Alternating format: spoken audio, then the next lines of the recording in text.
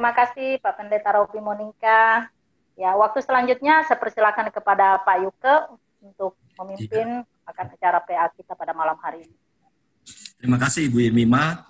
Selamat malam semua. Ada Pendeta Netsen, Pendeta Robi, teman-teman jemaat, pengurus, ada penatua. Senang sekali kita bisa bergabung malam hari ini. Ada hal yang luar biasa seperti Pak Robi tadi sampaikan, yang seberang pulau, seberang benua juga bisa ikut gabung. Ya. Jadi barangkali teman-teman kita juga next time bisa dilibatkan di info, biar bisa belajar sama-sama. Ya, kita bersukacita sekali. Di minggu ini kita akan membahas satu bagian dari firman Tuhan dari Kisah Para Rasul pasal yang ke-9, ayat pertama sampai dengan ayat ke-43. Ini menjadi kitab pasal yang menarik sekali. Ada banyak hal yang bisa digali dari bagian ini, dan tentu kita akan nanti bisa mendengarkan bersama dari Pendeta Nelson uraian ini. Dan hari ini kita akan nanti juga bersama-sama mendengarkan kesaksian dari Saudari Susi. Ya, nanti Saudari Susi yang akan memberikan kesaksian. Tapi sebelumnya kita akan bersama-sama membaca bagian ini, Kisah Para Rasul pasal 9, mari kita buka Alkitab kita. Kisah Rasul 9 ayat 1 sampai ayat 43. Saya bisa minta tolong Penatua Andri, kalau Penatua Andri mendengar ini, bisa membacakan bagian kitab Kisah Para Rasul pasal 9. Ya, Andri, Kisah Para Rasul pasal 9, ayat 1 sampai dengan ayat yang ke-43. Minta tolong Bapak yang bacakan ya. Semuanya ya Pak Yuka ya? 1 sampai? Ya, 43. Satu pasal. Ya. Terima kasih, Pak Andri. Oke. Kisah Para Rasul 9, ayat 1 sampai 43, Saulus bertobat. Sementara itu berkobar-kobar hati Saulus untuk mengancam dan membunuh murid-murid Tuhan. Ia menghadap imam besar dan meminta surat kuasa daripadanya untuk dibawa kepada majelis-majelis Yahudi di Damsyik, supaya jika ia menemukan laki-laki atau perempuan yang mengikuti jalan Tuhan, ia menangkap mereka dan membawa mereka ke Yerusalem. Dalam perjalanannya ke Damsyik, ketika ia sudah dekat kota itu, tiba-tiba cahaya memancar dari langit mengelilingi dia. Ia rebah ke tanah dan kedengaranlah olehnya suatu suara yang berkata kepadanya, "Saulus, Saulus, mengapakah engkau menganiaya aku?" Jawab Saulus, "Siapakah engkau, Tuhan?" Katanya, "Akulah Yesus yang kau aniaya itu. Tetapi bangunlah dan pergilah ke dalam kota, di sana akan dikatakan kepadamu apa yang harus kau perbuat." Maka termangu-mangulah teman-temannya seperjalanan, karena mereka memang mendengar suara itu, tetapi tidak melihat seorang juga pun. Saulus bangun dan berdiri, lalu membuka matanya, tetapi ia tidak dapat melihat apa-apa. Mereka harus menuntun dia masuk ke Damsyik. 3 hari lamanya ia tidak dapat melihat, dan 3 hari lamanya ia tidak makan dan minum. Di Damsyik ada seorang murid Tuhan bernama Ananias. Firman Tuhan kepadanya dalam suatu penglihatan. "Ananias," jawabnya. "Ini aku, Tuhan." Firman Tuhan, "Mari, pergilah ke jalan yang bernama Jalan Lurus, dan carilah di rumah Yudas seorang dari Tarsus yang bernama Saulus. Ia sekarang berdoa, dan dalam suatu penglihatan dia melihat bahwa seorang bernama Ananias masuk ke dalam dan menumpangkan tangannya ke atasnya, supaya ia dapat melihat lagi." Jawab Ananias, "Tuhan, dari banyak orang telah kudengar tentang orang itu, betapa banyaknya kejahatan yang dilakukannya terhadap orang-orang kudus-Mu di Yerusalem. Dan ia datang kemari dengan kuasa penuh dari imam-imam kepala untuk menangkap semua orang yang memanggil nama-Mu. Tetapi firman Tuhan kepadanya, pergilah, sebab orang ini adalah alat pilihan bagiku untuk memberitakan namaku kepada bangsa-bangsa lain, serta raja-raja dan orang-orang Israel. Aku sendiri akan menunjukkan kepadanya betapa banyak penderitaan yang harus ia tanggung oleh karena namaku." Lalu pergilah Ananias ke situ dan masuk ke rumah itu. Ia menumpangkan tangannya ke atas Saulus, katanya, "Saulus, saudaraku, Tuhan Yesus yang telah menampakkan diri kepadamu di jalan yang engkau lalui, telah menyuruh aku kepadamu, supaya engkau dapat melihat lagi dan penuh dengan Roh Kudus. Dan seketika itu juga seolah-olah selaput gugur dari matanya, sehingga ia dapat melihat lagi. Ia bangun lalu dibaptis. Saulus dalam lingkungan saudara-saudara. Dan setelah ia makan, pulihlah kekuatannya. Saulus tinggal beberapa hari bersama-sama dengan murid-murid Damsyik. Ketika itu juga ia memberitakan Yesus di rumah-rumah ibadat dan mengatakan bahwa Yesus adalah anak Allah. Semua orang yang mendengar hal itu heran berkata, bukankah dia ini yang di Yerusalem mau membinasakan barang siapa yang memanggil nama Yesus ini? Dan bukankah ia datang ke sini dengan maksud untuk menangkap dan membawa mereka ke hadapan imam-imam kepala? Akan tetapi Saulus semakin besar pengaruhnya dan ia membingungkan orang-orang Yahudi yang tinggal di Damsyik, karena ia membuktikan bahwa Yesus adalah Mesias. Beberapa hari kemudian orang Yahudi merundingkan suatu rencana untuk membunuh Saulus. Tetapi maksud jahat itu diketahui oleh Saulus. Siang malam orang-orang Yahudi mengawal semua pintu gerbang kota supaya dapat membunuh dia. Sungguh pun demikian pada malam murid-muridnya mengambilnya dan menurunkannya dari atas tembok kota dalam sebuah keranjang. Setibanya di Yerusalem, Saulus mencoba menggabungkan diri kepada murid-murid, tapi semuanya takut kepadanya, karena mereka tidak dapat percaya bahwa ia juga seorang murid. Tetapi Barnabas menerima dia dan membawanya kepada rasul-rasul dan menceritakan kepada mereka bagaimana Saulus melihat Tuhan di tengah jalan dan bahwa Tuhan berbicara dengan dia dan bagaimana keberaniannya mengajar di Damsyik dalam nama Yesus. Dan Saulus tetap bersama-sama dengan mereka di Yerusalem dan dengan keberanian mengajar dalam nama Tuhan. Ia juga berbicara dan bersoal jawab dengan orang-orang Yahudi yang berbahasa Yunani, tapi mereka itu berusaha untuk membunuh dia. Akan tetapi setelah hal itu diketahui oleh saudara-saudara anggota jemaat, mereka membawa dia ke Kaisarea dan dari situ membantu dia ke Tarsus. Selama beberapa waktu, jemaat di seluruh Yudea, Galilea, dan Samaria berada dalam keadaan damai. Jemaat itu dibangun dan hidup dalam takut akan Tuhan. Jumlahnya makin bertambah besar oleh pertolongan dan penghiburan Roh Kudus. Petrus menyembuhkan Eneas dan membangkitkan Dorkas. Pada waktu itu, Petrus berjalan keliling mengadakan kunjungan kemana-mana. Dalam perjalanan itu, ia singgah juga kepada orang-orang kudus yang di Lida.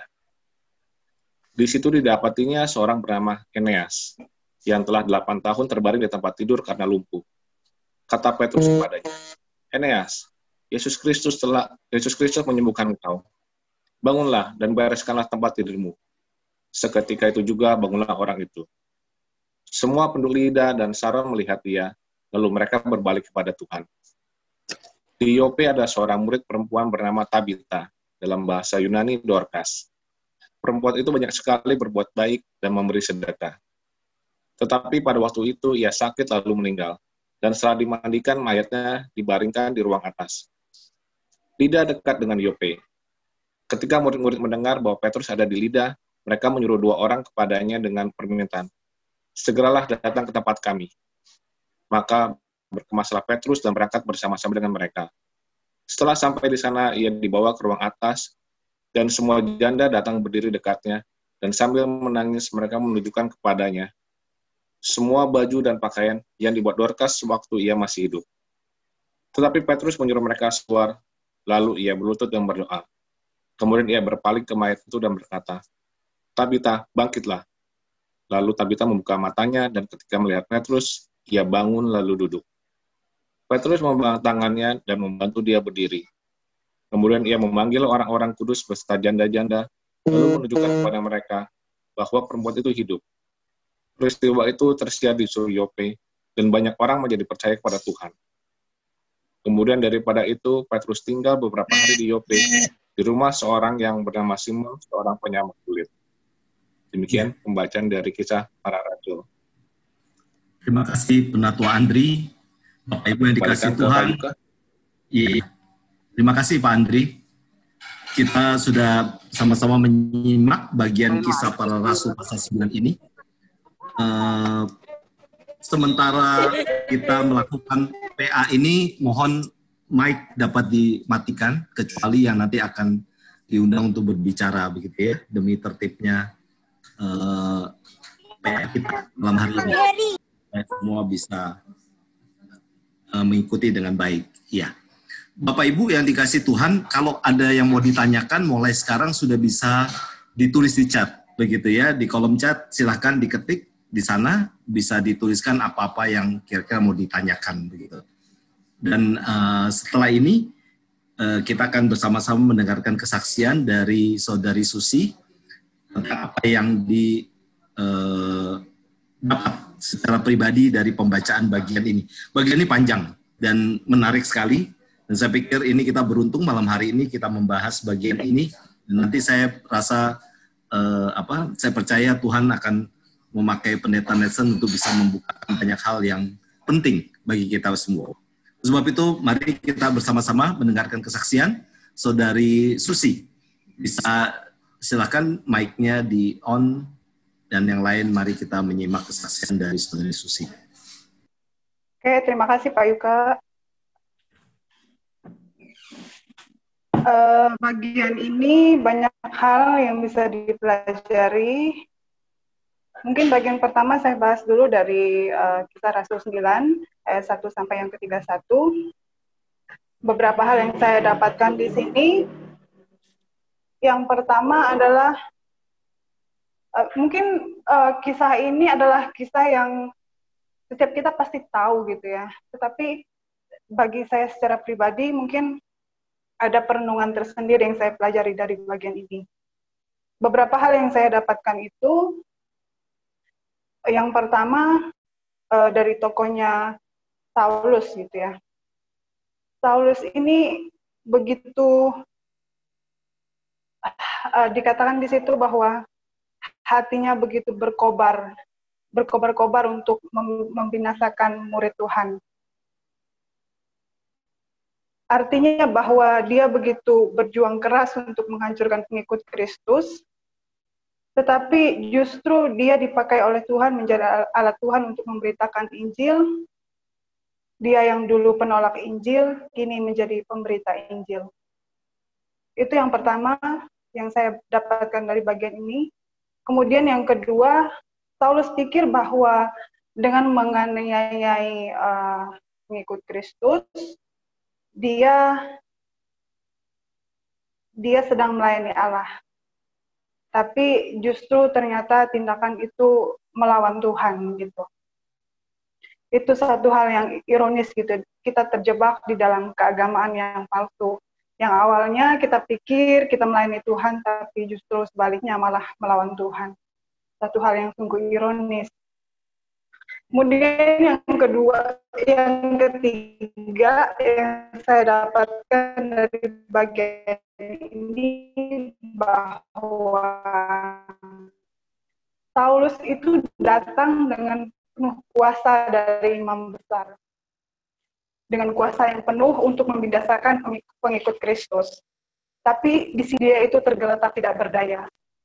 Sebesar apapun kuasa yang kita miliki, sedahsyat apapun atau sekuat apapun kita manusia, tapi ketika kita di hadapan Tuhan, kita adalah bukan siapa-siapa. Ini bagian yang sungguh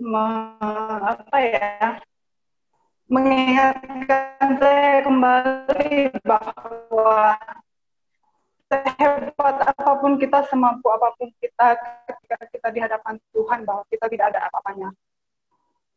Kemudian yang selanjutnya, yang perubahan yang radikal ini dibenci oleh orang Yahudi. Dia yang dulu mau membunuh pengikut Kristus, kini justru berbalik gitu ya.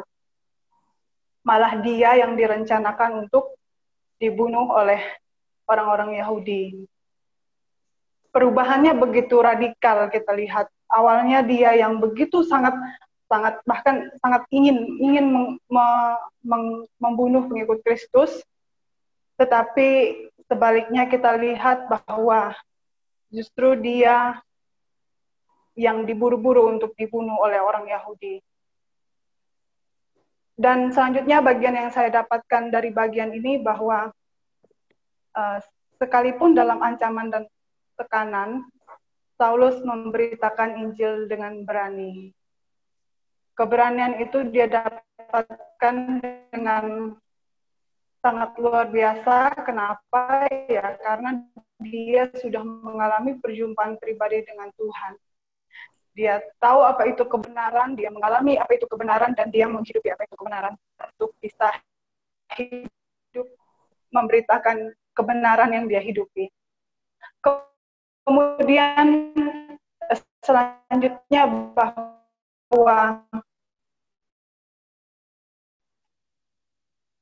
murid-murid yang dulunya takut dengan Saulus, tapi kini justru hadir untuk menekan dia dari diburu-buru oleh orang Yahudi yang ingin membunuhnya. Bahwa perjumpaan pribadi Saulus dengan Tuhan itu betul-betul mengubah hidupnya, mengubah cara pandangnya, mengubah orientasi hidupnya. Dan selanjutnya fakta yang menarik lainnya adalah bahwa kalau kita baca di pasal-pasal yang sebelumnya itu banyak kita bertemu bahwa ketika di dalam penganiayaan itu Injil Tuhan makin tersebar. Tapi ada fakta menarik di sini adalah bahwa dalam keadaan damai, kehidupan jemaat juga dibangun. Mereka hidup takut akan Tuhan. Artinya apa?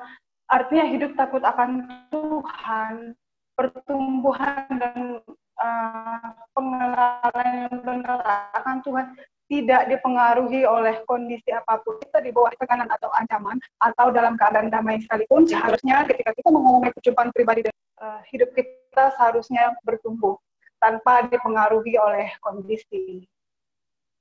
Kemudian yang selanjutnya dari Kisah 9 ayat 34 sampai 42, di sini kita melihat bahwa ada pergerakan penyebaran Injil gitu ya di luar dari Yerusalem yang dilakukan oleh Petrus. Dia melakukan mujizat, menyembuhkan Eneas dan membangkitkan Dorcas. Jadi tanda-tanda mujizat yang dilakukan itu adalah untuk memuliakan Kristus. Mujizat yang dilakukan untuk membuat orang berbalik kepada Kristus. Nah, dari sini saya mendapat garis besar kesimpulan dari bagian ini. Ada 3 hal. Yang pertama, pemberitaan Injil itu tersebar luas melalui perjumpaan pribadi dengan Tuhan yang dialami oleh Saulus sendiri. Kemudian yang kedua, pemberitaan Injil itu tidak terpengaruh oleh keadaan atau kondisi kita. Entah itu kita susah, entah itu kita damai, tapi harusnya pertumbuhan itu seharusnya terus-menerus kita alami di dalam hidup kita. Kemudian bagian yang ketiga, melalui mujizat yang dilakukan oleh Petrus, penyebaran Injil itu tersebar semakin luas di area yang di luar dari Yerusalem. Nah, yang menjadi perenungan saya di sini adalah bahwa hari ini kita punya kesempatan yang begitu besar untuk mendengarkan Injil. Begitu banyak media yang bisa kita gunakan untuk mendengar kebenaran. Tapi pertanyaannya adalah, apakah betul Injil itu sudah mengubah hidup kita? Apakah betul kita sudah mengalami perjumpaan pribadi dengan Tuhan? Itu menjadi perenungan yang saya sendiri perlu pertanyakan juga di dalam diri saya. Kesempatan yang begitu besar Tuhan masih berikan kepada kita. Artinya Tuhan masih bermurah hati untuk kita mendengarkan Injil-Nya.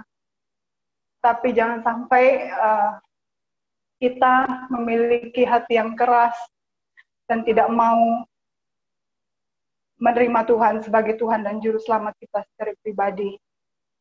Dan ketika kita menerima Injil itu, harusnya Injil itu mengubah hidup kita. Pengenalan kita akan Tuhan, membawa perubahan hidup yang radikal dalam hidup kita, supaya akan Tuhan. Dan terakhir, ada kesempatan yang Tuhan berikan kepada kita selagi kita masih bernapas di dunia ini. Kiranya mari kita datang ke Tuhan.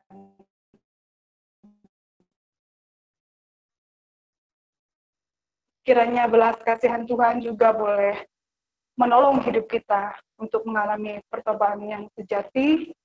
Dan demikian sharing dari saya. Terima kasih. Saya kembalikan kepada Pak Yuke. Terima kasih Saudari Susi untuk kesaksiannya. Terima kasih. Bapak Ibu yang dikasihi Tuhan, apakah ada satu atau dua orang yang mau menanggapi kesaksian dari Saudari Susi sebelum kita masuk ke penjelasan Pendeta Netsen? Jadi tanggapan ini dalam bentuk benar-benar refleksi pribadi ya. Jadi jangan membahas ayat-ayat itu karena itu nanti porsinya Pendeta Netsen begitu ya. Jadi kalau di antara jemaat ada yang setelah mendengarkan ini ada sesuatu juga mungkin tadi pagi atau kemarin waktu membaca bagian ini juga ada semacam refleksi diri, silahkan. Ada satu atau dua orang boleh ini lambaikan tangan kalau bisa ini atau bisa dimasukkan ke kolom chat yang mau memberikan tanggapan. Kalau tidak ada, akan dilanjutkan oleh Pendeta Netsen. Saya tunggu 10 detik lagi. Kalau ada yang mau silakan bisa di-chat. Seandainya sinyal Bapak Ibu ada yang jelek atau ini ya, barangkali tidak selalu berasal dari pembicara atau kadang-kadang saya sendiri sinyalnya mungkin jelek gitu. Tetapi seandainya nggak terdengar atau apa, jangan tinggalin dulu. Tunggu sebentar begitu ya. Tetaplah ada di dalam Zoom meeting ini. Kalau sampai di sinyal di tempat Bapak Ibu jelek atau apa putus, silahkan gabung lagi gitu ya. Jadi jangan putus asa karena sinyal yang jelek. Kita tetap harap bisa belajar sama-sama semua. Ya. Ini. Oke, saya rasa semua sudah menghayati kesaksian dari Saudari Susi. Kalau gitu kita sekarang minta atau berikan kesempatan Pendeta Netsen untuk menjelaskan secara lebih komprehensif ya, lebih lengkap untuk kita semua. Pak Netsen, dipersilahkan. Baik, terima kasih Pak Yuke. Selamat malam Bapak Ibu semua, Pak Robi yang dari Australia juga bisa bergabung dengan kita. Selamat malam. Ya, nanti juga Pak Robi bisa tambahkan untuk kita berbagi kebenaran. Ya, saya senang sekali untuk hal ini. Bapak Ibu, malam hari ini kita masuk ke pasal yang ke-9. Bang Yunus, apakah saya bisa minta bisa di share screen? Langsung aja, Pak. Ini lagi di host disabled.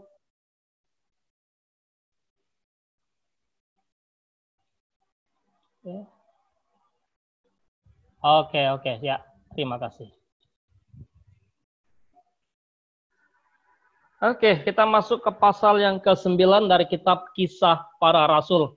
Pasal-pasal sebelumnya sudah kita bahas ya, bagaimana karya Roh Kudus yang luar biasa di dalam melahirkan gereja. Kemudian bagaimana orang-orang percaya mula-mula mengalami berbagai macam dilema kehidupan.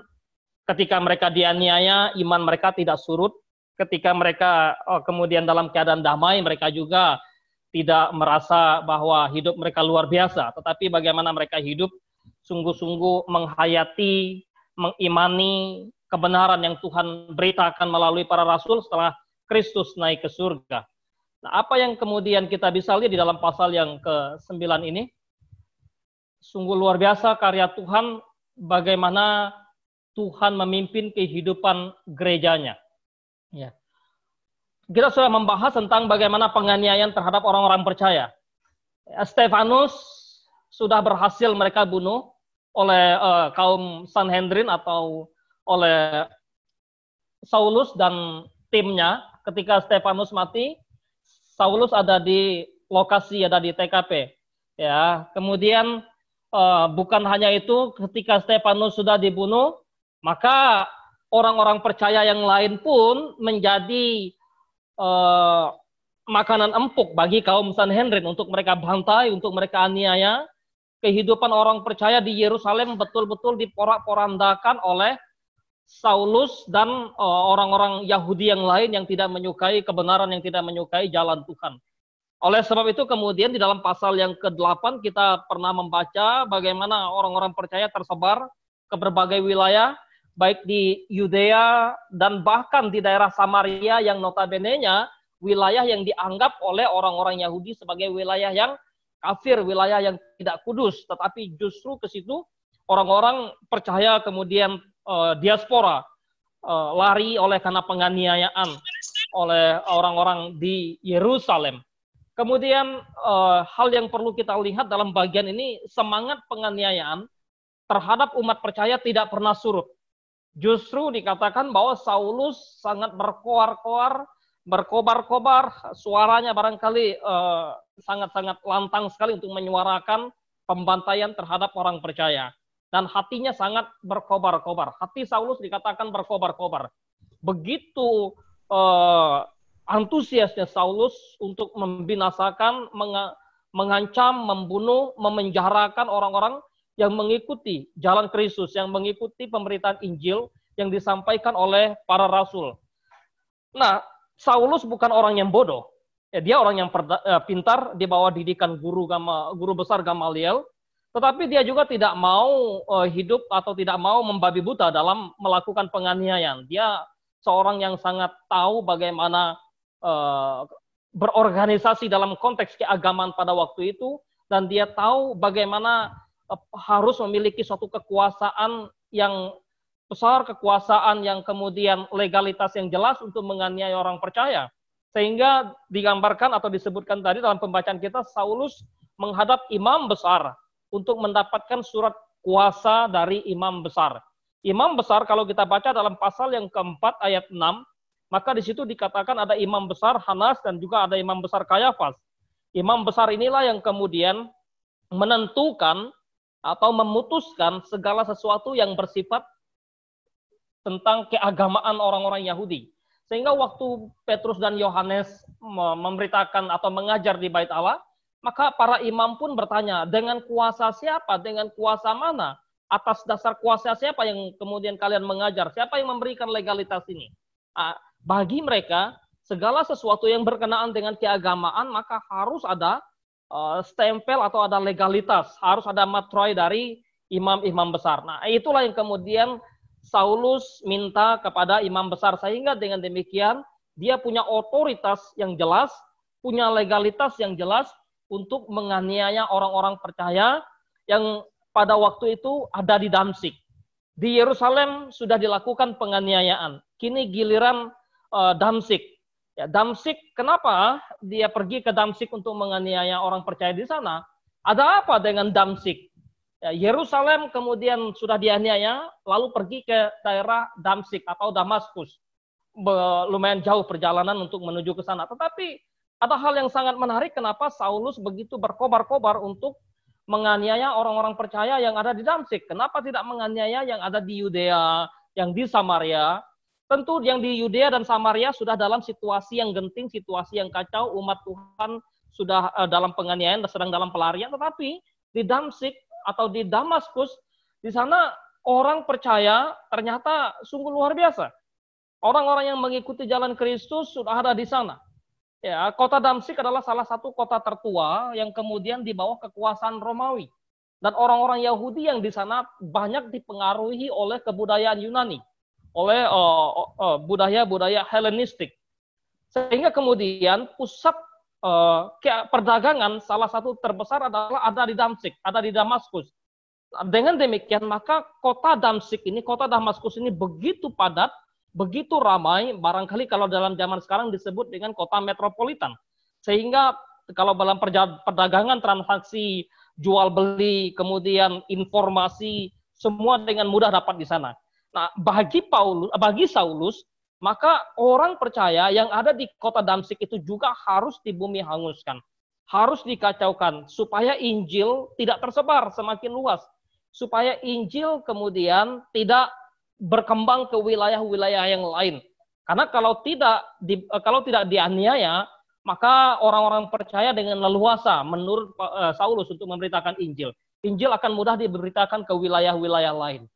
Karena Damsyik adalah kota yang begitu boleh dikatakan ramai, dan kemudian orang lalu lalang, transaksi jual beli perdagangan ada di sana, sehingga bagi Saulus bahwa ini kehidupan orang-orang percaya tidak boleh dibiarkan, orang-orang yang mengikut Kristus tidak boleh dibiarkan aman di sana, perlu dianiaya. Inilah yang menjadi fokus Paulus, kenapa dia mesti harus perjalanan ke Damsyik, kemudian sampai ke Damsyik, apa yang Tuhan lakukan terhadap Paulus atau Saulus, apa yang Tuhan perkenankan untuk Saulus alami, ya.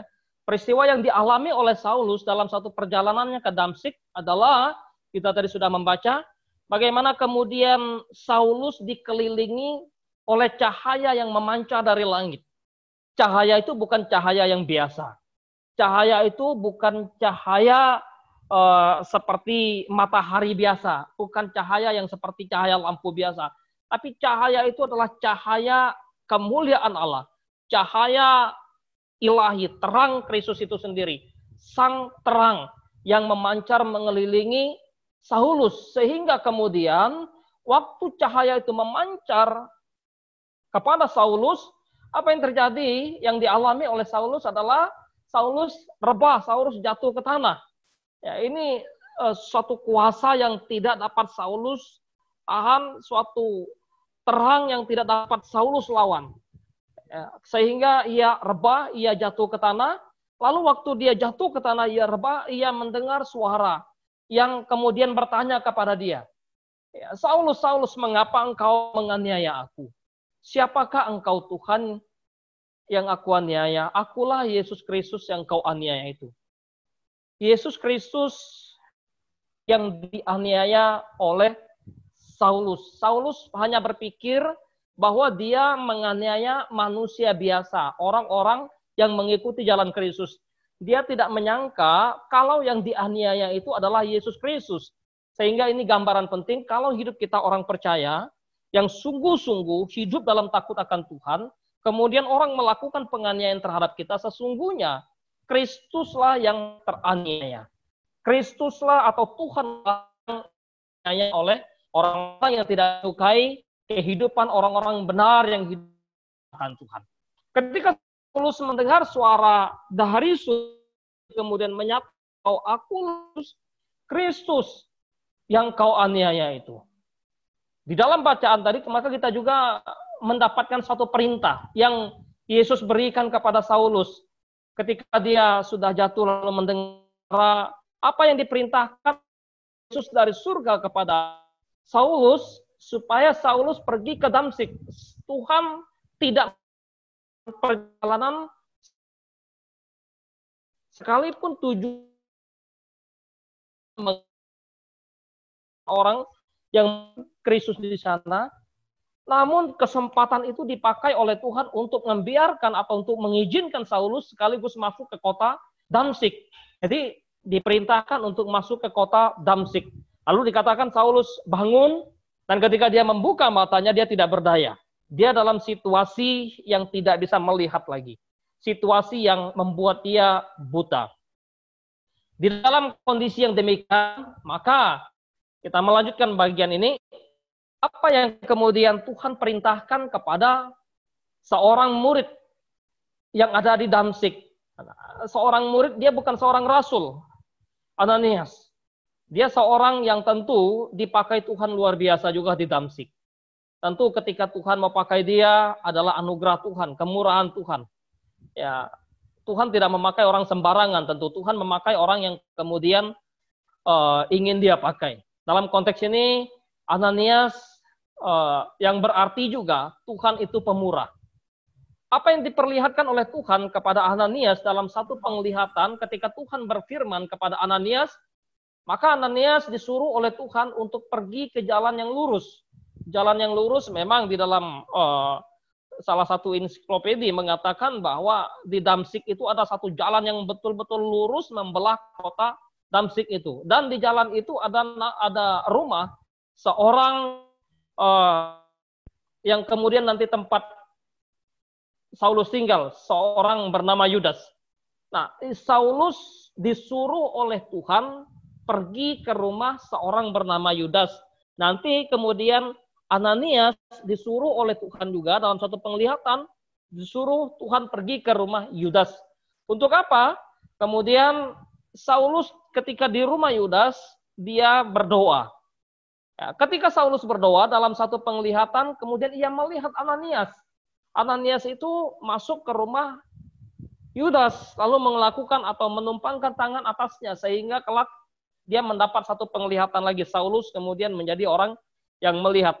Waktu Ananias disuruh oleh Tuhan ke rumah Yudas untuk berdoa, untuk menumpangkan tangan atas Saulus, apakah Ananias serta-merta lalu, ya oke, saya pergi? Ya, tentu Ananias masih berdiskusi dengan Tuhan, berdialog dengan Tuhan. Berdialog dengan Yesus. Waduh, Tuhan, ya bagaimana mungkin saya ke rumah Yudas lalu menjumpai seorang bernama Saulus di sana? Karena apa yang dilakukan oleh Saulus itu kejahatan sudah terlalu banyak. Kejahatan itu bukan hanya di Yerusalem, dan kejahatan itu sudah tersebar ke berbagai tempat. Dan apa yang dia lakukan bukan kejahatan yang biasa, tapi kejahatan membunuh, menganiaya, menyiksa terhadap orang-orang kudusmu, terhadap orang-orang yang percaya kepadamu.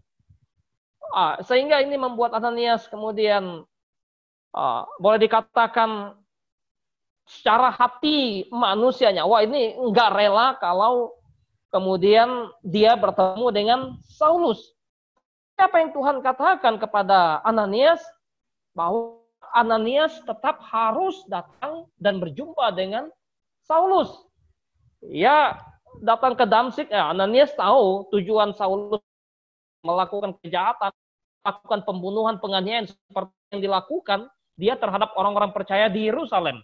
Nah, itu juga yang dilakukan dia, dan Ananias tahu betul itu dari apa yang kita baca tadi. Oleh sebab itu kemudian Ananias ragu, boleh dikatakan ya seakan kemudian tidak rela lah kemudian berjumpa dengan Saulus. Tetapi Tuhan memerintahkan kepada dia, tidak ada pilihan bagi Ananias kecuali hanya taat kepada perintah Tuhan itu, kecuali hanya taat kepada perintah Yesus yang menyatakan diri kepadanya. Ananias tetap pergi, dan Tuhan menyatakan rencananya bagi Saulus kepada Ananias. Jadi ketika Ananias diperintahkan untuk menjumpai Saulus, Tuhan juga memberitahukan kepada Ananias bahwa saya punya tujuan untuk Saulus ini. Saya punya rencana yang luar biasa untuk Saulus ini. Memang sekarang dia adalah penganiaya, tapi aku punya tujuan untuk Saulus, bahwa dia akan menjadi orang yang kemudian memberitakan Injil, menjadi saksiku, memberitakan kebenaran bagi bangsa-bangsa bukan Yahudi, tetapi juga bagi raja-raja, bagi pembesar-pembesar. Luar biasa tugas yang Tuhan nyatakan kepada Saulus, tugas yang Tuhan embankan bagi seorang pembunuh, bagi seorang penganiaya. Kemudian Ananias datang ke rumah Yudas lalu menumpangkan tangannya ke atas Saulus. Lalu dikatakan bahwa seketika itu, ketika Ananias menumpangkan tangan atas Saulus, maka sembuhlah Saulus dari butanya. Dan dari butanya, tetapi juga penuh dengan Roh Kudus. Menarik ya, kalau kita membaca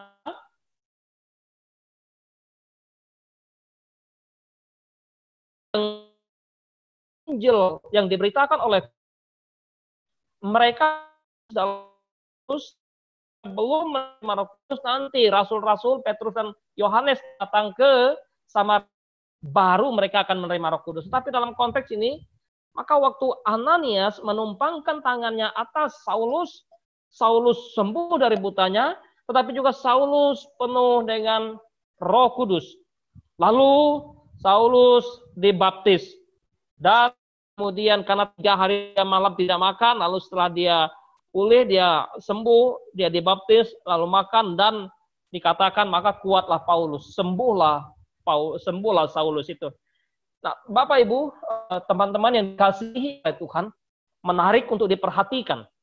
Bagi orang Yahudi, kondisi yang buta berarti seringkali diidentikan dengan satu dosa yang besar. Kalau kita memperhatikan dalam Injil Yohanes, apa yang disampaikan oleh orang-orang kepada Yesus waktu anak buta sejak lahir, maka orang bertanya pada Yesus, dosa siapa itu? Dosa orang tuanya atau dosa anak itu sendiri? Tapi Yesus katakan, bukan dosa siapa-siapa. Sehingga waktu Saulus, kemudian buta, Saulus tahu betul, wah ini pasti kesalahan besar terhadap Tuhan. Kesalahan besar terhadap Tuhan, sampai mengalami buta. Dan orang buta kemudian tabib-tabib Yahudi tentu tidak ada yang mampu menyembuhkan. Buta ini, apalagi buta rohani yang bisa menyembuhkan. Kecuali hanya satu, yaitu Allah yang bisa menyembuhkan orang yang buta. Saulus bukan hanya buta secara jasmani, tetapi juga Saulus telah mengalami buta secara rohani. Dia memang seorang orang yang memelihara hukum tanda kutip, menjaga hukum Taurat. Tetapi ternyata dia bukan seorang yang melek jasmani. Dia justru buta secara rohani juga. Dengan buta yang kemudian waktu perjalanannya ke Damsyik, itu merupakan satu cara Tuhan untuk membawa Saulus, membuka rohani Saulus. Sehingga dengan demikian matanya terbuka, mata rohani, tapi juga mata rohani terbuka, dia melihat kemuliaan Allah di dalam Kristus Yesus yang luar biasa itu. Ya, saya pikir bahwa kalau boleh dipertanyakan dengan kita, bagaimana dengan kita? Ya, kita jangan sampai kemudian secara fisik kita orang yang melihat, orang yang melek, orang yang tidak mengalami cacat buta, tetapi hati rohani jangan sampai kemudian rohani kita menjadi buta juga. Saya pikir bahwa bersyukur kepada Tuhan untuk kemudian bagaimana Tuhan membukakan kehidupan kerohanian, membukakan kehidupan kepada kita, kebenaran kepada kita. Nah, Ibu Bapak, kemudian kita lanjutkan bagian ini. Ya. Saulus kemudian dalam lingkungan saudara-saudaranya. Setelah dia ke Damsyik, dia sembuh, lalu dikatakan dia ada di lingkungan saudara-saudaranya bersama dengan murid Tuhan yang ada di Damsyik. Setelah menjadi murid Kristus, Saulus tinggal beberapa hari bersama dengan murid Kristus yang lain di Damsyik. Apa yang dilakukan oleh Saulus, kalau kita memperhatikan, di dalam ayat yang ke-19 bagian B dan 20, maka di situ Saulus pergi ke rumah-rumah ibadat, pergi ke sinagog yang ada di Damsyik. Tentu sinagog adalah pusat keagamaan orang-orang Yahudi. Orang-orang Yahudi, ya, kemudian mereka beribadah ke sinagog. Tetapi apa yang Saulus lakukan di Damsyik? Dia datang untuk mengatakan Yesus Kristus yang adalah Mesias. Begitu orang-orang mendengar, maka orang-orang heran.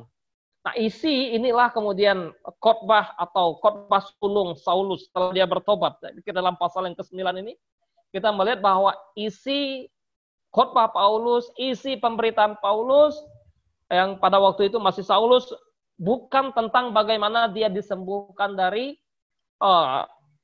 butanya, bukan bagaimana kemudian dia mengalami mujizat, tapi dia langsung memberitakan Yesus Kristus adalah anak Allah.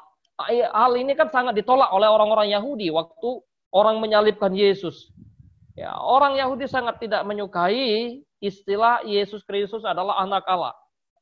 Sehingga ketika orang-orang kemudian Yahudi mendengar pemberitaan Saulus di Damsyik itu, mereka sangat heran, mereka bingung. Mereka mengalami satu kebingungan yang besar. Bagaimana mungkin dia seorang penganiaya, penentang ajaran yang disampaikan oleh para rasul, yang mengajarkan bahwa Yesus Kristus adalah Mesias, lalu ketika di Damsyik, dia justru menjadi pemberita dari kebenaran itu. Memberita dari Injil yang disampaikan oleh para rasul itu. Orang-orang yang bingung kemudian, orang-orang Yahudi, lalu apa yang dilakukan oleh mereka? Apakah mereka tinggal diam? Tidak.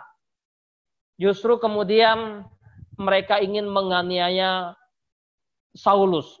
Mereka ingin membunuh dia. Tetapi pengaruh Saulus tidak bisa dipungkiri bahwa sangat besar. Ya, apalagi Saulus seorang yang memiliki latar belakang mengetahui, ya, memahami Taurat yang luar biasa di bawah bimbingan guru besar Gamaliel, tetapi juga tentu ada kuasa Roh Kudus yang menyertai pemberitaan yang disampaikan oleh Saulus. Karena kalau kita baca tetap kitab Kisah Para Rasul ini, kita tidak boleh mengabaikan bagaimana karya Roh Kudus atau pribadi dari Roh Kudus yang senantiasa berkarya untuk melahirkan gereja, untuk melahirkan, ya, umat Tuhan. Nah, di dalam bagian inilah kemudian Saulus yang terus-menerus memberitakan Injil di kota Damsyik mengalami satu penganiayaan, mulai terancam hidupnya. Ya, mulai merasakan bagaimana hidupnya terancam.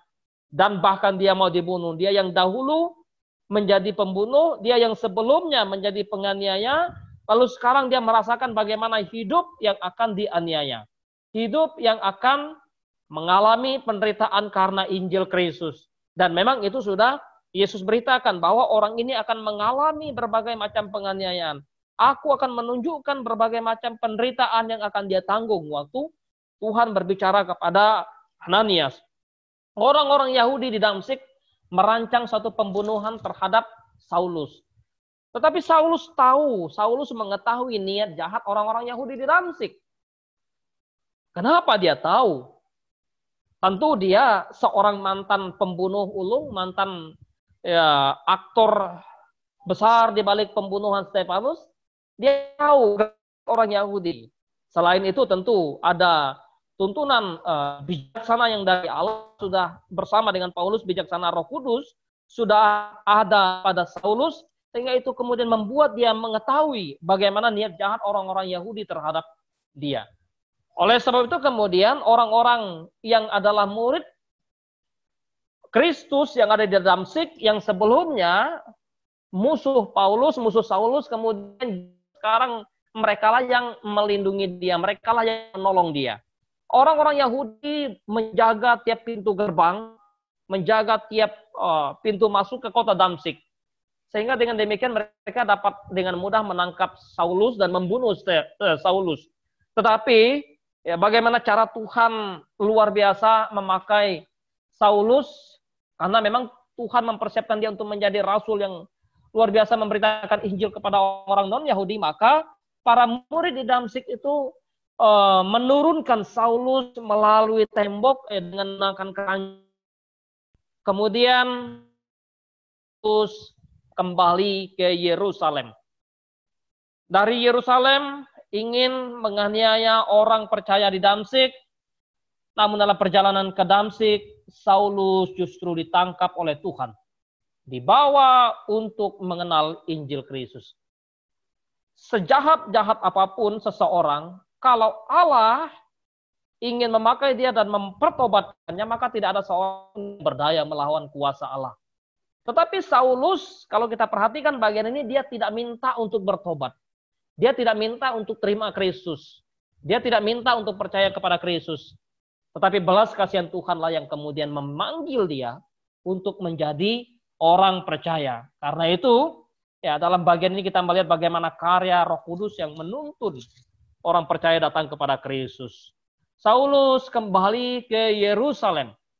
Ketika Saulus ke Yerusalem, apa yang kemudian dilakukan oleh orang-orang percaya di Yerusalem?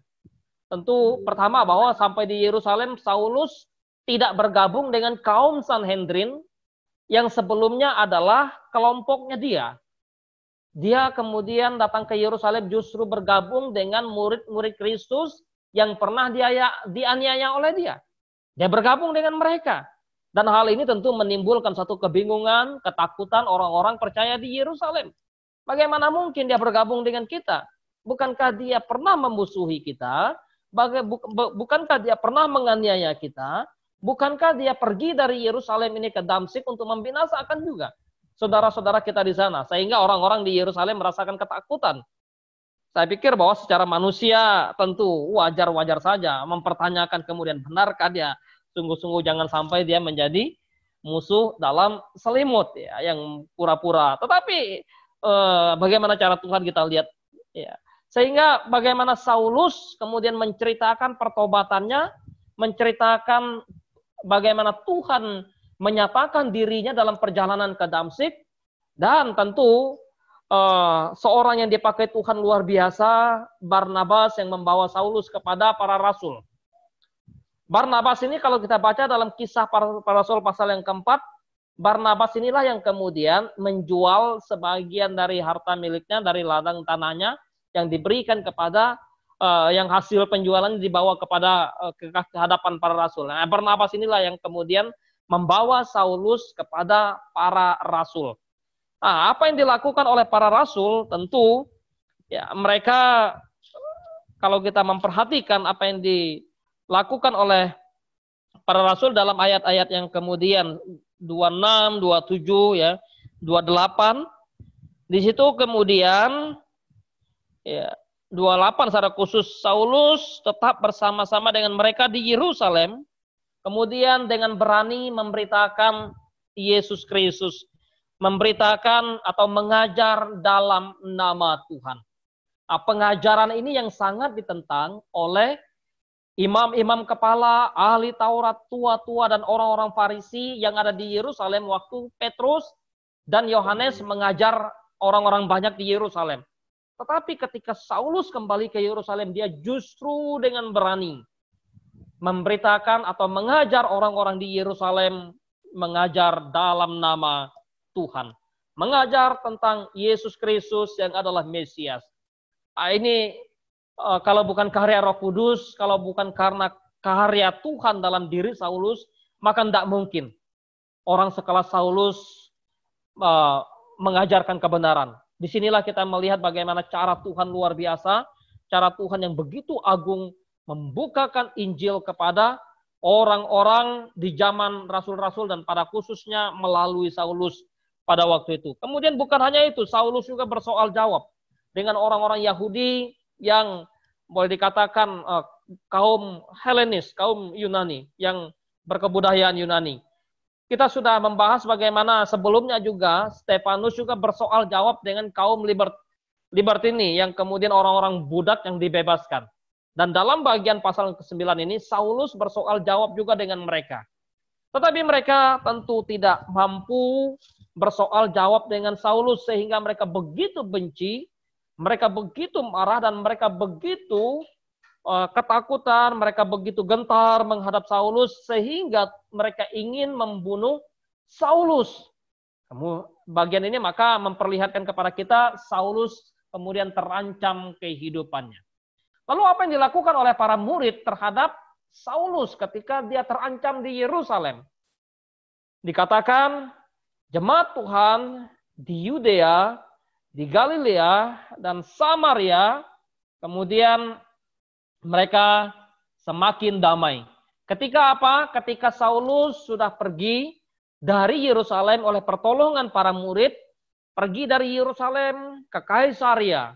Dari Kaisaria kemudian bagaimana dia kembali ke Tarsus. Tarsus adalah kampung halaman Saulus itu.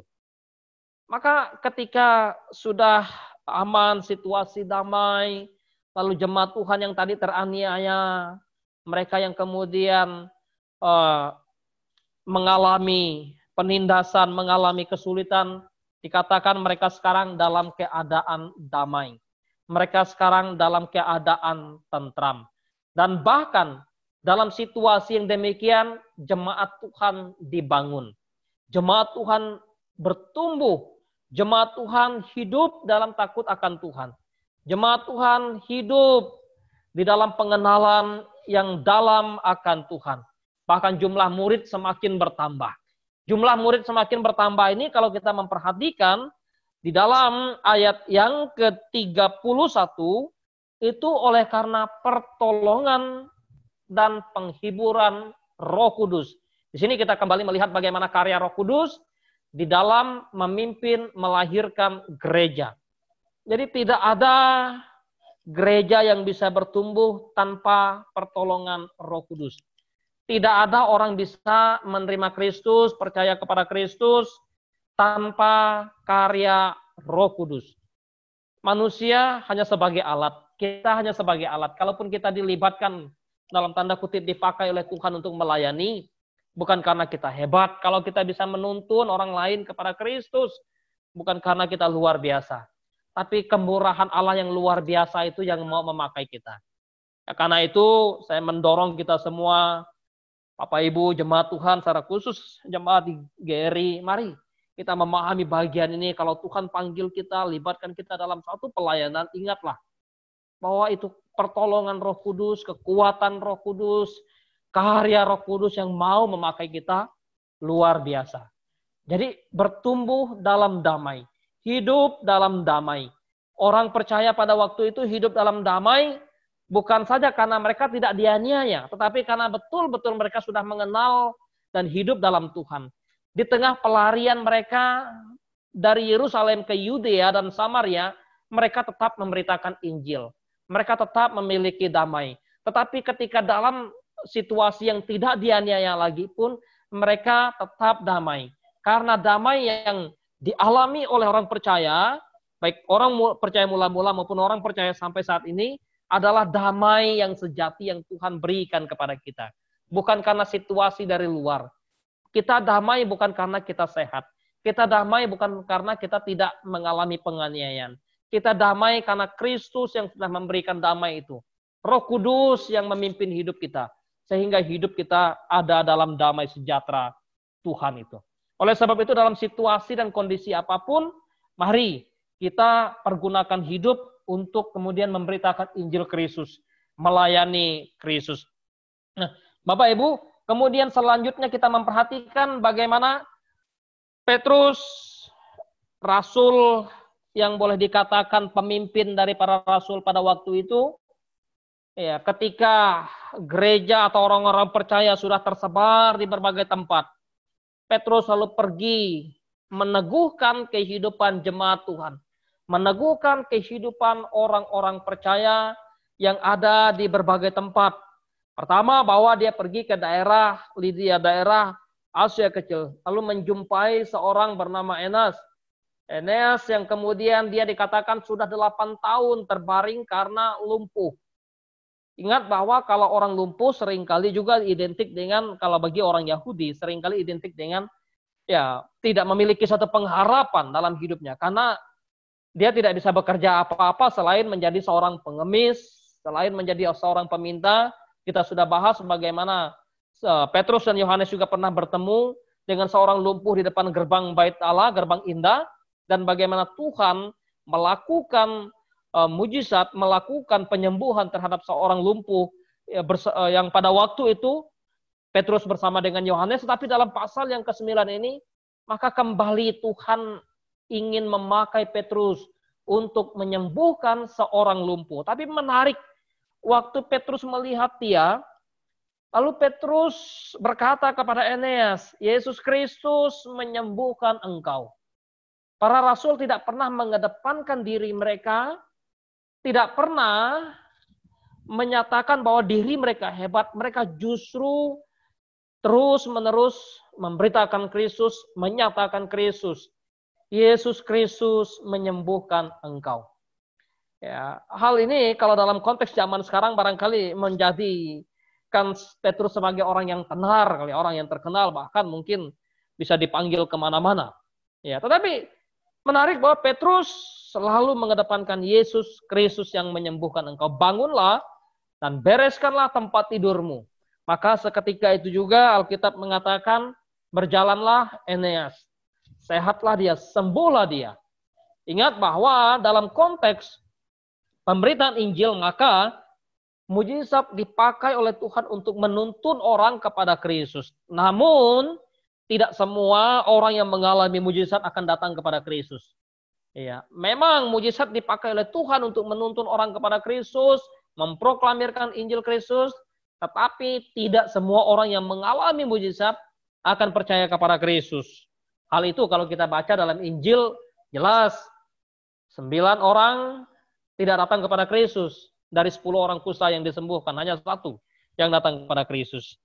Lalu dikatakan orang itu bangun dari tempat tidur, berjalan, maka apa yang dilakukan atau apa yang terjadi di seluruh atau atas seluruh penduduk kota Lydia dan kota Saron, semua orang ketika melihat, menyaksikan, dan mendengar Injil yang diberitakan oleh Petrus, dan seorang Eneas yang disembuhkan, maka semua orang berbalik kepada Tuhan. Semua orang berbalik kepada Tuhan. Tentu, ini bukan karena hebatnya Petrus, tetapi lagi kita ingin berkata bahwa Tuhan yang begitu luar biasa mau memakai manusia seperti Petrus yang adalah seorang penjala ikan lalu dipakai oleh Tuhan untuk melayani dia. Kemudian apa yang dilakukan oleh orang-orang banyak yang berbalik, kemudian datang kepada Tuhan, kembali kepada jalan Tuhan, artinya bahwa mereka menjadi murid-murid Kristus. Oleh sebab itu kemudian kembali orang-orang, karena memang Petrus ini berjalan, mengelilingi, datang ke daerah-daerah, menjumpai orang kudus, meneguhkan orang kudus, bukan hanya di Lydia, tetapi juga di Yope, maka Petrus kemudian nanti dipanggil orang ke Yope. Sebelum dia dipanggil orang ke Yope, orang di Yope tentu sudah mendengar apa yang diberitakan atau apa yang dilakukan oleh Petrus, bagaimana Tuhan berkarya melalui Petrus di Lydia. Di Yope seorang bernama Tabita, seorang perempuan, dia dikatakan seorang yang sangat baik, murah hati, penolong, dikatakan. Suka memberi sedekah, suka berbuat baik. Tapi dikatakan orang itu sakit dan meninggal. Ya. Lalu mereka tahu Petrus ada di Lydia, segeralah mereka memanggil Petrus. Mereka segera berangkat memanggil Petrus. Lalu Petrus pun datang pada mereka atau datang ke Yope, memenuhi panggilan mereka. Ya. Nah, panggilan mereka terhadap Petrus. Lalu ketika mereka datang ke Yope dan Petrus juga sampai, mereka memperlihatkan kepada Petrus karya-karya dari seorang bernama Tabita ini. Mereka menunjukkan kepada Petrus, ini loh yang dibuat, ini kain, ini baju yang dijahitnya, ini luar biasa orang ini. Ya, dia sudah sakit dan dia sudah meninggal. Maka mereka kemudian meminta Petrus untuk berdoa. Lalu kemudian Petrus menyuruh mereka keluar, sekarang kalian keluar dan biarkan kemudian membiarkan dirinya berdoa di situ. Lalu Petrus mengambil sikap berlutut, berdoa dan memohon kepada Tuhan untuk kebangkitan seorang bernama Tabita. Ketika Petrus sudah berdoa, lalu Tabita membuka matanya dan melihat Petrus, lalu dia duduk. Dan hal itu kemudian tersiar ke seluruh Yope dan dikatakan banyak orang menjadi percaya kepada Tuhan. Banyak orang menjadi percaya kepada Tuhan. Inilah gambaran perjalanan kehidupan gereja. Lahirnya gereja. Tuhan memakai Petrus untuk memberitakan Injil melalui baik penyembuhan terhadap seorang yang lumpuh tadi maupun seorang yang dibangkitkan. Tetapi jangan sampai kemudian, wah ini Petrus sudah pernah membangkitkan orang mati. Kalau begitu mari kita doa membangkitkan orang mati juga. Nah, itu keliru besar. Bahwa peristiwa-peristiwa penting yang memang Tuhan perkenankan terkadang satu kali untuk selamanya dicatat dalam Alkitab. Jadi itu tidak akan mungkin kemudian terulang lagi oleh misalnya, waduh ini sekarang kita pendeta sekarang ya, kita berdoa untuk orang mati ini supaya dia bangkit lagi. Ini sesuatu yang kemudian salah kaprah dalam memahami apa yang sebetulnya Alkitab ingin sampaikan. Bahwa sesuatu yang dicatat Alkitab, apalagi dalam konteks perjalanan gereja, maka ada yang Tuhan ingin nyatakan khusus, spesial di waktu itu, tujuannya jelas untuk Injil diberitakan. Alkitab belum lengkap ditulis pada waktu itu. Ya, saya juga sendiri pernah punya pengalaman yang sama. Waktu saya pelayanan di satu daerah, kemudian seorang anak muda ditabrak mobil, ditabrak, kemudian meninggal. Lalu sampai di rumah, setelah dikuburkan, keluarganya, orang tuanya, sanak saudaranya minta, Pak Pendeta, kubur anak saya atau saudara saya hidup di dalam kubur sana, ayo kita gali kuburnya. Kalau saya katakan ini tidak mungkin. Kemudian orang yang sudah dikuburkan lalu kalian mau gali lagi.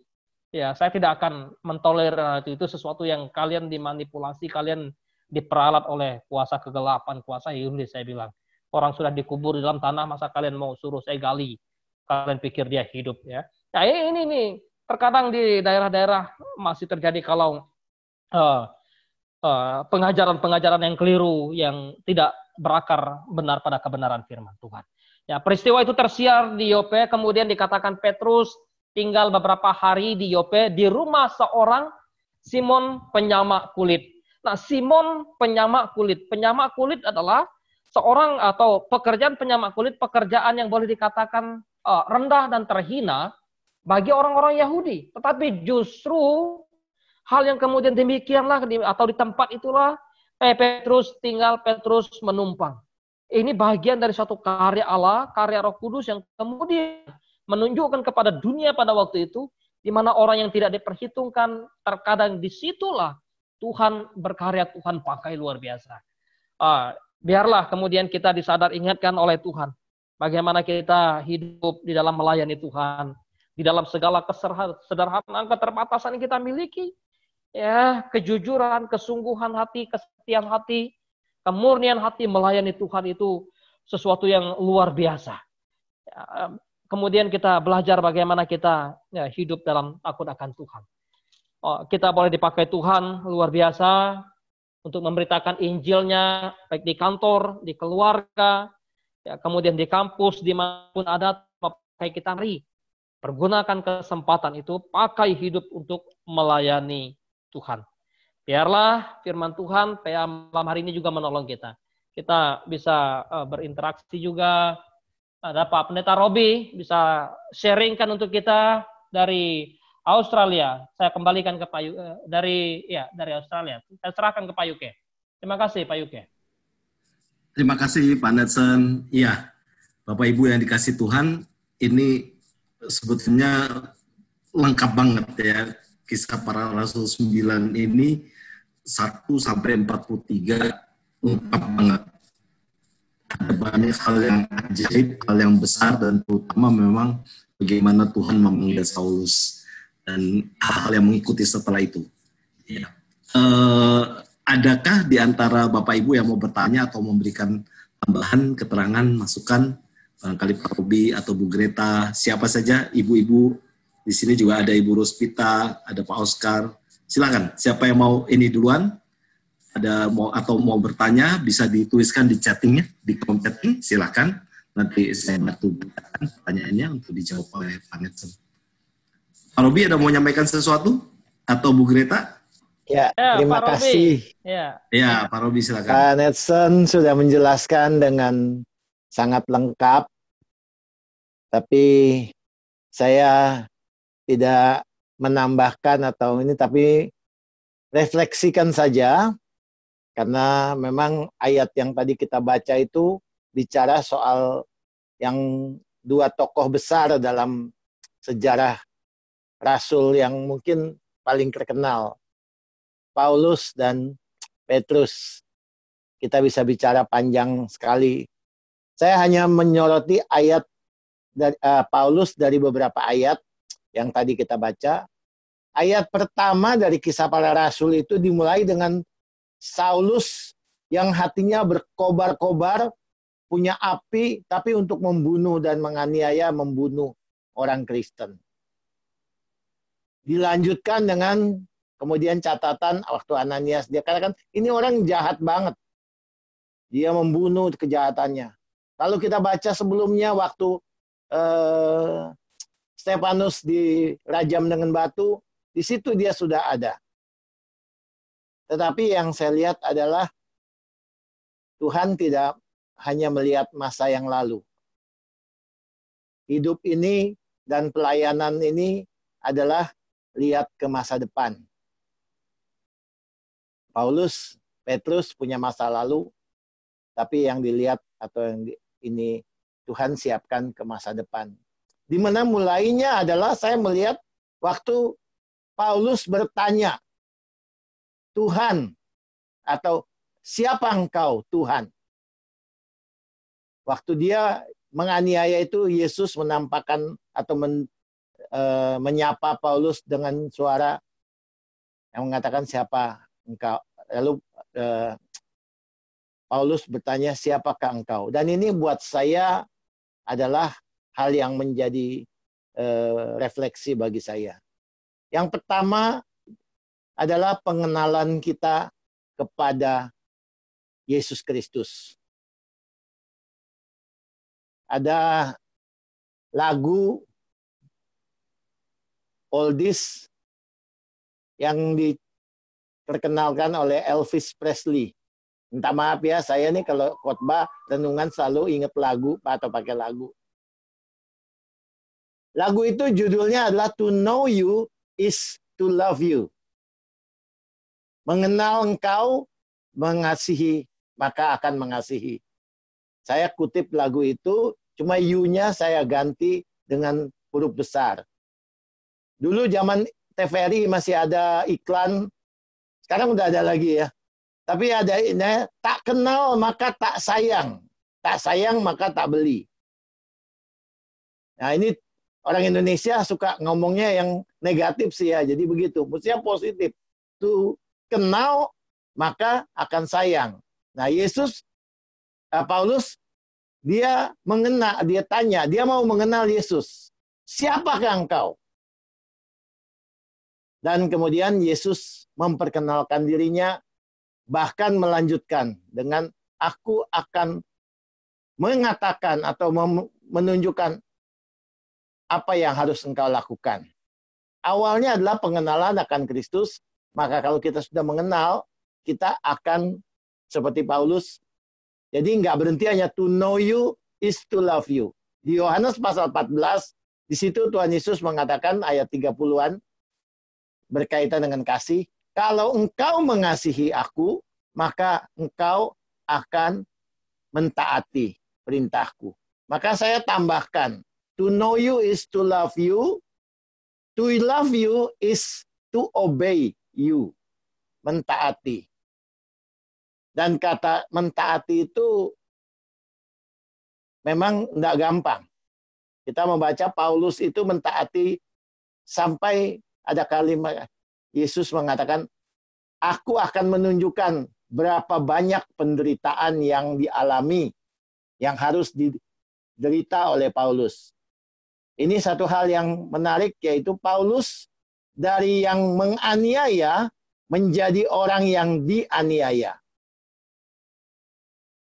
Definisi menginjil atau memberitakan Injil adalah yang minta maaf dalam bahasa Inggris, ada gereja yang memakai to know him and to make him known.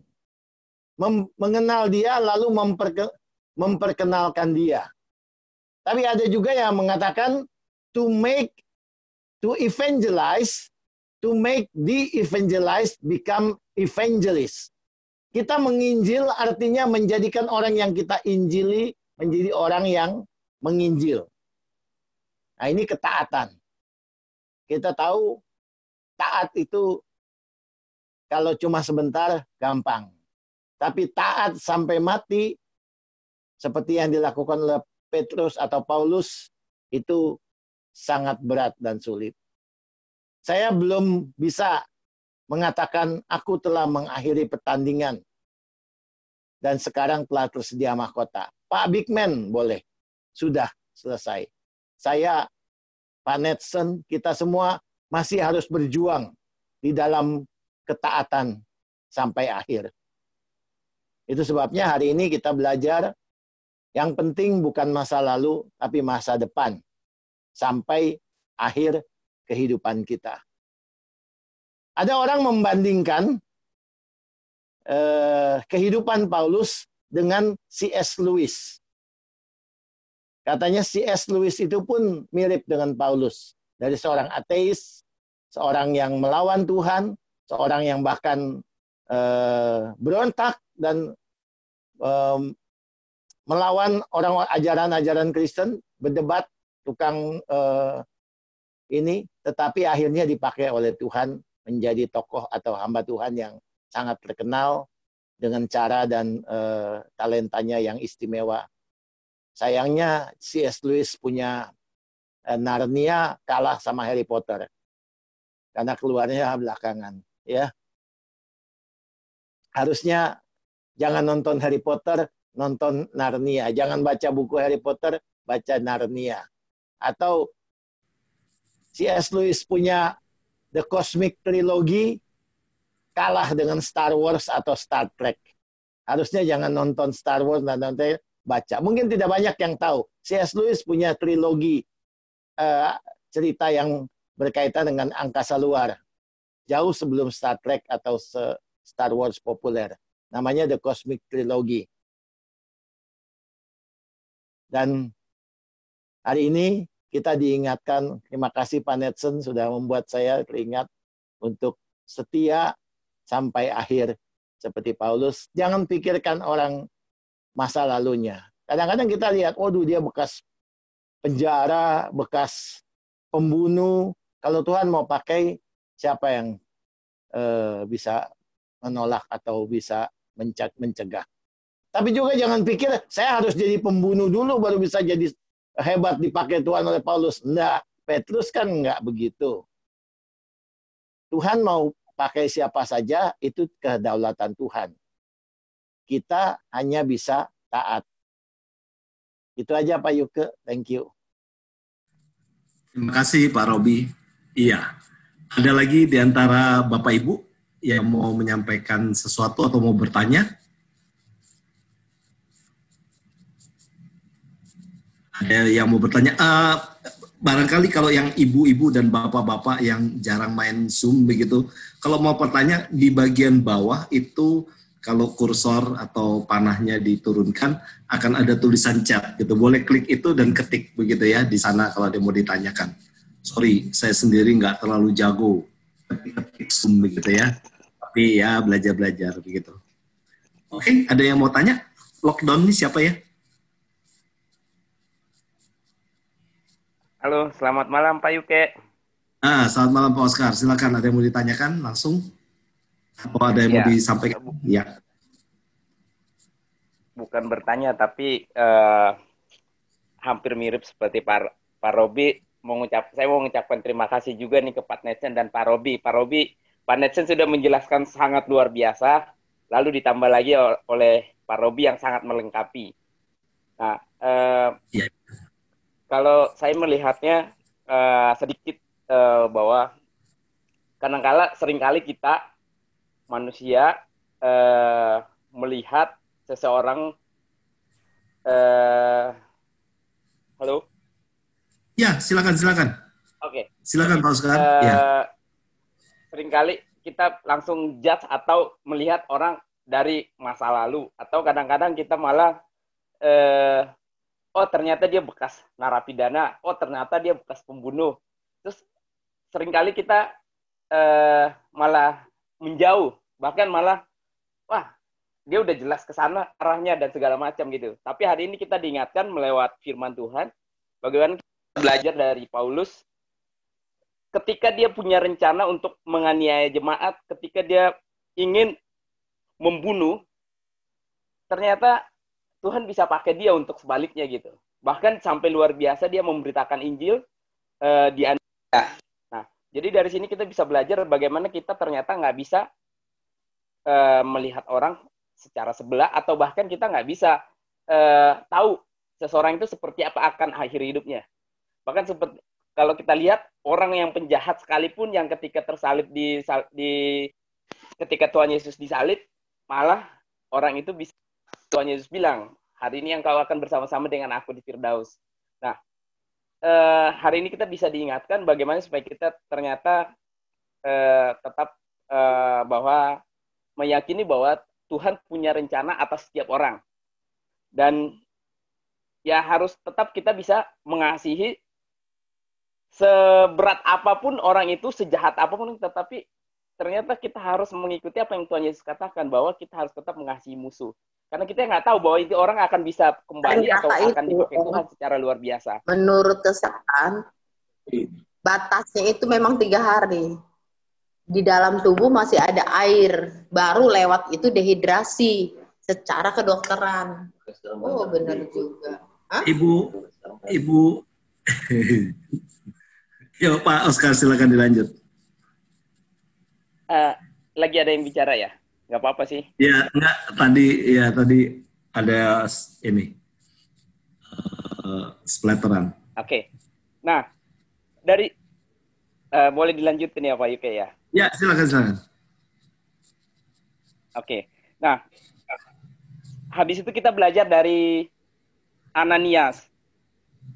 Nah, sebagai hamba Tuhan, sebagai orang yang mempunyai hubungan yang baik dengan Tuhan, dia peka gitu loh ya. Dia peka dan dia mengikuti apa yang Tuhan arahkan. Sampai akhirnya dia bisa bertemu dengan Paulus, yang sebelumnya disebut Paulus dan berubah nama jadi Paulus ya. Dan dia menumpang tangan atasnya supaya akhirnya si Paulus bisa melihat ya, bisa melihat karena sebelumnya dia kan buta.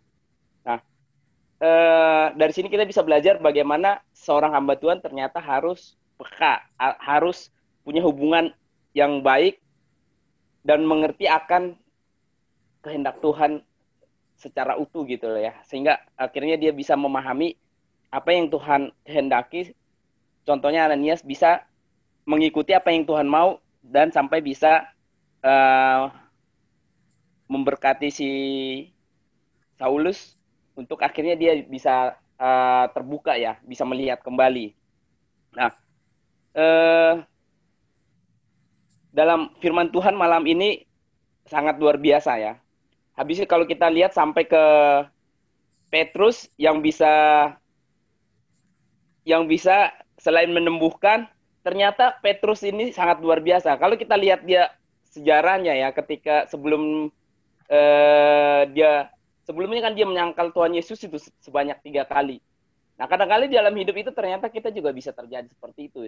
Tapi pada akhirnya Tuhan pakai dia secara luar biasa dan boleh kita lihat Petrus adalah salah satunya yang punya karunia yang luar biasa, bisa menghidupkan orang mati. Ya, ketika karunia itu ada dan kita menyadari bahwa ternyata itu adalah anugerah Tuhan yang luar biasa. Mungkin itu aja tambahan dari saya, Pak Yuke. Terima kasih. Terima kasih Pak Oscar. Iya, betul. Tadi sudah dijelaskan, jangan lihat masa lalu lagi ya. Tuhan sudah tebus kita, sudah ampuni kita, justru ke depan seperti apa. Begitu kita harus bertindak. Iya, kita sungguh beruntung sebetulnya kalau boleh mendengar suara Tuhan gitu ya, melalui firman-Nya, melalui persekutuan seperti demikian begitu. Tuhan masih mau berbicara pada kita. Sebab kalau kita lihat tadi kan Saulus nggak berjalan sendiri, ada teman-temannya juga ada dengar, ada percakapan itu kan, Tuhan Yesus ngomong, Alkitab tulis, tapi yang merespon nggak dicatat oleh Alkitab, nggak penting orang-orang itu, karena orang-orang itu barangkali nggak bisa merespon apa yang menjadi percakapan Tuhan Yesus ke Saulus begitu kan. Pilihan Tuhan itu memang spesifik begitu, jadi bersyukur kalau kita dipilih oleh Tuhan, boleh jadi enaknya, boleh dengar suaranya, gitu ya barangkali ya. Ada yang mau bertanya? Ada mau menambahkan? Ada Bu Eli, ada Vera. Halo Pak. Iya, Yunus. Nah. Saya coba mungkin bertanya dikit Pak. Monggo. Mengikut Tuhan itu sebetulnya kalau kacamata saya ya, setelah mendengar pemaparan tadi itu agak sedikit paradoks dan itu sedikit susah dipahami gitu Pak. Di sisi lain Alkitab bilang kita melayani Tuhan dengan sepenuh hati dan dengan segenap gitu. Tetapi di dalam kasusnya Paulus ini bukan dengan segenap hati dia mulai dari, kalau kasarnya bilang ditangkap, dipaksa gitulah ya. Gimana membahasakannya ya, katakanlah begitu. Sekira Bapak Ibu paham lah maksud saya ya gitu. Dan tentu saja orang yang dianggap benar-benar kayak jadi pendeta atau kita pengen ikut Tuhan, belum tentu benar-benar dipakai Tuhan. Atau orang yang kita lihat tidak sebagai pendeta atau tidak sebagai kayak rohani, bahkan justru dipakai Tuhan. Nah, lalu kalau dalam kondisi semacam ini, bagaimana kita mensinkronisasikan kalau itu kita ini adalah orang yang dipakai Tuhan, entah itu jadi pendeta, entah itu jadi guru Injil, entah itu jadi apapun itu gitu. Bagaimana kita mengukur diri kita itu pas gitu ya, menurut standarnya Tuhan gitu loh. Apakah kita pilihan atau enggak? Karena atau juga kita yang menganggap diri pilihan, belum tentu juga gitu ya, malah melencong segala macam gitu. Atau sebaliknya gitu Pak. Nah ini saya masih agak sedikit ini, karena agak dibilang iya bisa tidak, bisa bilang tidak bisa iya gitu loh. Agak paradoks menurut saya begitu Pak. Mungkin ada yang bisa menjelaskan gitu. Ya, Pak Netson nanti akan jelasin. Thank you. Ya, Yunus, itu pergumulan siap orang barangkali ya. Jadi rasa-rasanya kok dipanggil jadi pendeta, tapi kok ada orang awam kayaknya lebih dipakai atau apa seperti itu ya. Atau rasa-rasa nih sebetulnya saya tuh udah dipanggil belum sih jadi anaknya rajin-rajin ke gereja, selamat nggak nih kira-kira. Mungkin Pak Nelson, silakan Pak Nelson. Ya, baik. Dipakai Tuhan, ya menarik. Pendeta tidak identik dengan dipakai Tuhan. Tuhan bisa memakai tiap orang percaya yang dikasihinya, yang dikehendakinya, dimanapun ya ada dengan suatu kualitas kehidupan yang tentunya yang bertanggung jawab atas iman, atas anugerah yang Tuhan beri. Tuhan bisa memakai guru, Tuhan bisa memakai dokter, Tuhan bisa memakai bisnismen, Tuhan bisa memakai siapa saja. Ya. Dan bahkan juga Tuhan bisa memakai pendeta, tetapi tidak jabatan kependetaan atau istilah pendeta tidak identik dengan bahwa dia pasti dipakai Tuhan, belum tentu. Ya, karena itu, tetapi setiap orang yang dipilih oleh Tuhan, dipanggil oleh Tuhan dan hidup dalam kebenaran Tuhan, tentu harus bertanggung jawab atas iman itu dan ya Tuhan pakai mereka seturut dengan belas kasihan Tuhan. Tuhan bisa pakai janda miskin, dia tidak jadi pendeta untuk menjadi saksi, untuk menjadi terang Kristus. Tuhan bisa pakai seorang perempuan yang mengurapi kaki Tuhan Yesus. Sementara para rasul mencemoohnya, untuk apa melakukan hal itu? Itu suatu pemborosan. Tapi Tuhan bisa pakai seorang perempuan itu. Ya. Oleh sebab itu kemudian orang yang memahami, mengerti, akan menyadari akan anugerah Tuhan dalam hidupnya, pasti dia akan boleh dikatakan mempergunakan seluruh kehidupannya dengan segenap tadi. Ya. Paulus istilah ditangkap memang menarik bahwa tidak ada yang memberitakan Injil kepada Paulus. Injil itu diberitakan oleh Yesus Kristus langsung kepada Paulus itu.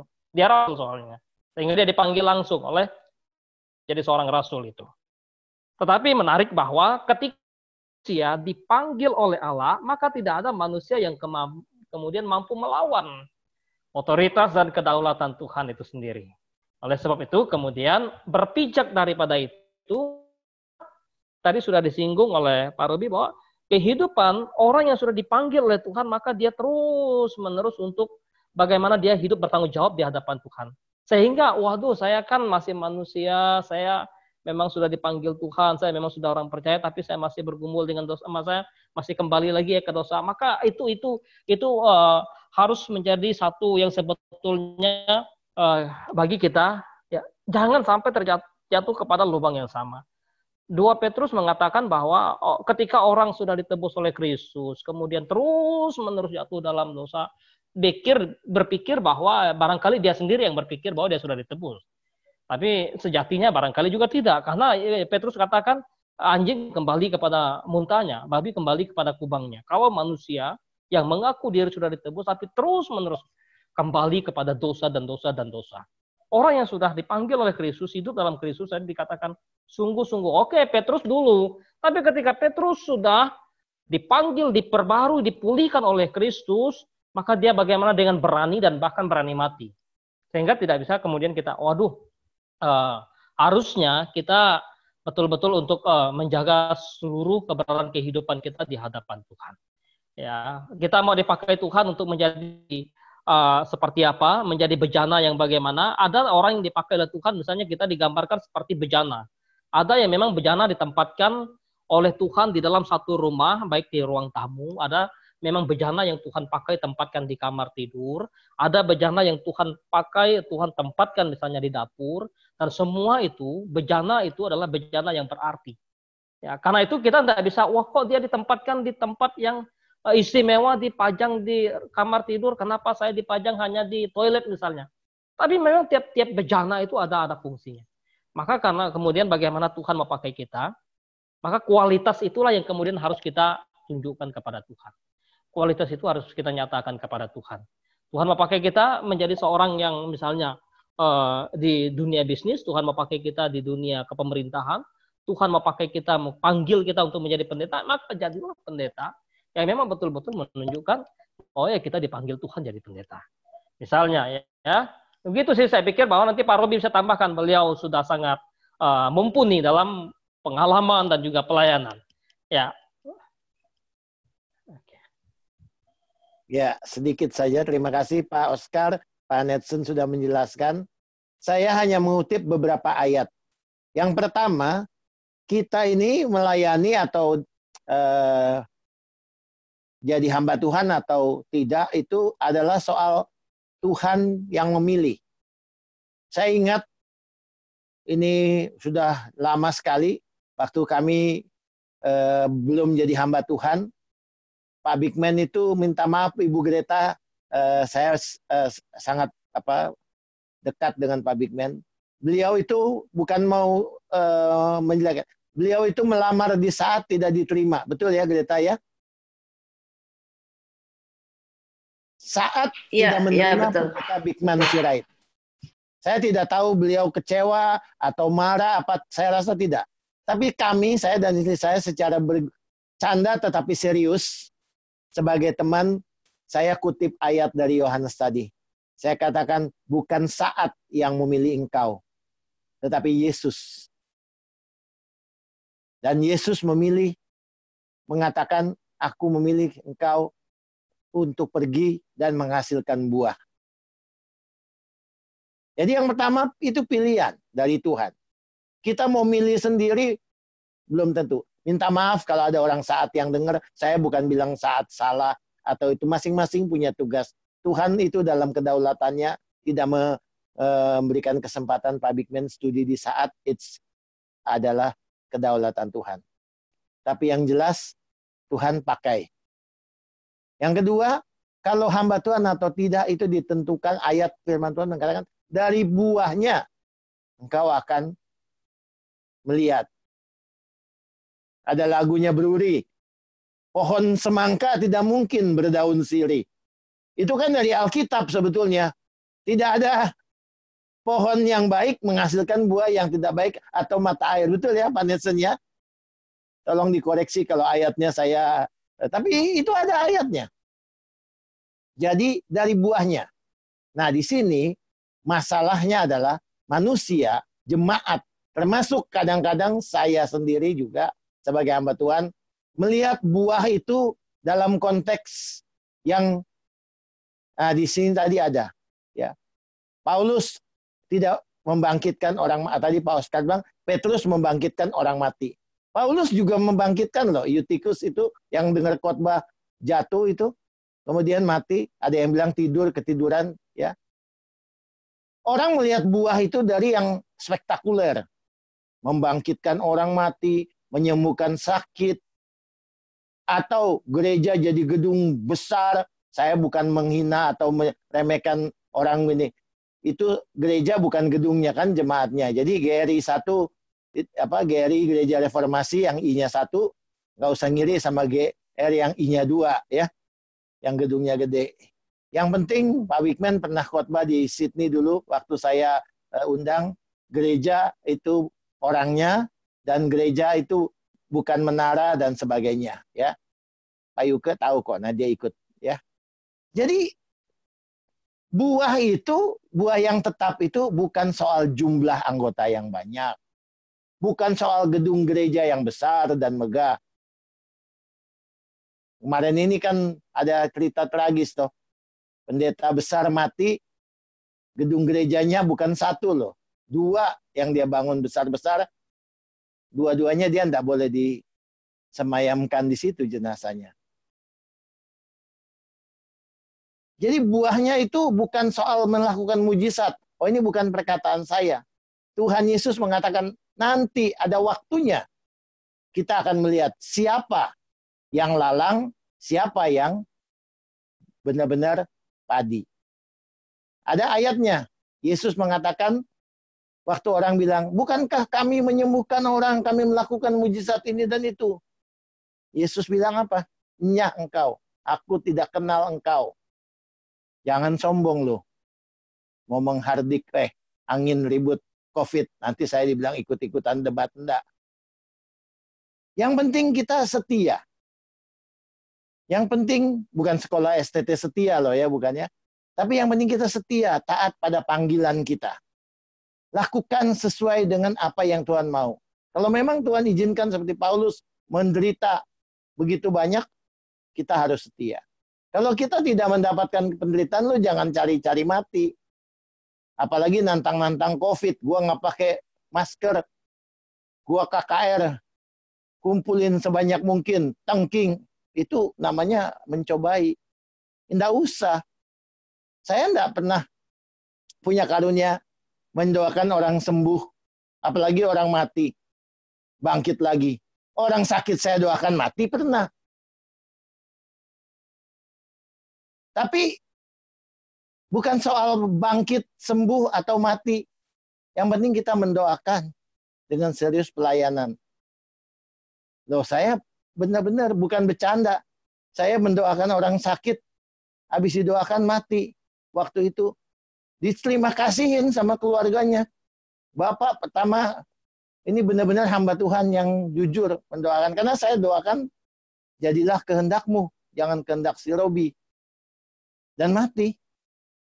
Keluarganya bilang, memang kita udah berdoa, bergumul, tapi kan nggak boleh minta si Oma ini disuruh panggil mati. Semua pendeta yang datang berdoa dalam nama Yesus, Mbak sembuh. Nggak sembuh. Mereka maunya supaya dipanggil, kasihan menderita.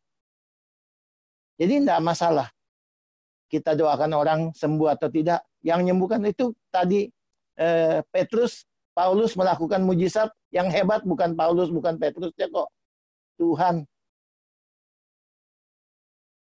Saya baca tadi pagi, baca renungan saat teduh, lalu ada kutipan dari Hudson Taylor. Hudson Taylor bilang, semua giant itu adalah orang-orang raksasa-raksasa rohani dalam pekerjaan Tuhan, adalah orang-orang yang lemah.